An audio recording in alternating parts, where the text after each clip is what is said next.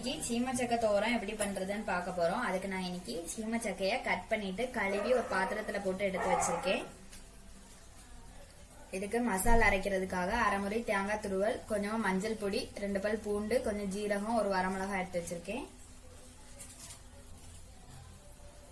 தாளிக்கிறதுக்கு கடுகு, உளுந்து, கருவேப்பிலை. ஃபர்ஸ்ட் அதை வேக வச்சுக்கலாம். இதை ஃபர்ஸ்ட் வேக வச்சுக்கலாம். கொஞ்சம் உப்பு போடுறேன்.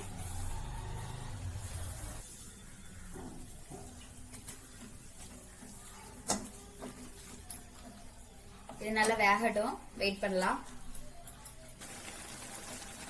சக்கை நல்லா வெந்துட்டு நம்ம இப்ப இந்த தண்ணியை வடிகட்டிட்டு நம்ம தனியா எடுத்துக்கலாம். தாளிக்கிறதுக்கு எண்ணெய் விட்டுருக்கேன். கடுகு, உளுந்து போட்டுக்கலாம்.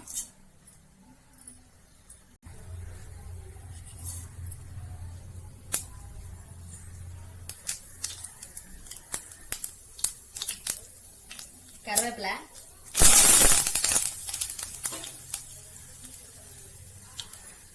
வேக வச்சிருந்து சக்கையை போட்டுக்கலாம்.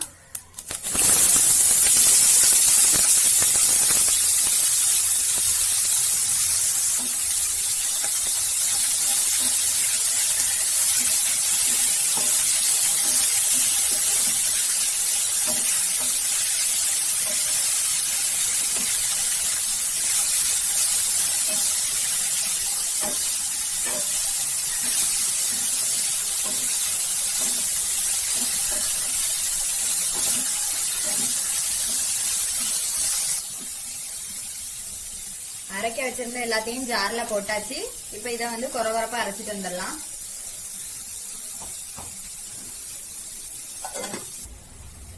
அரைச்சிட்டு வந்தாச்சு. இதை கொட்டிக்கலாம்.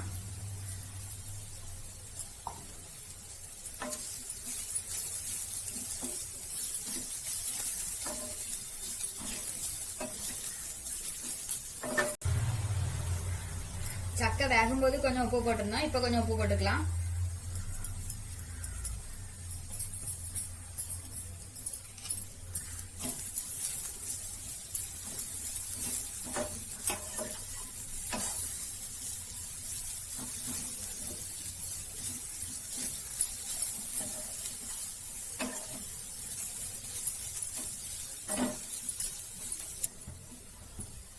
தேங்காய் போட்டுட்டு ஒரு 2 நிமிஷம் விட்டு நல்லா இறக்கிக்கலாம். ரெடி ஆயிடுச்சு. அடுப்பை ஆஃப் பண்ணிக்கலாம். இதை பவுல்ல மாத்திட்டு உங்களுக்கு காமிக்கிறேன்.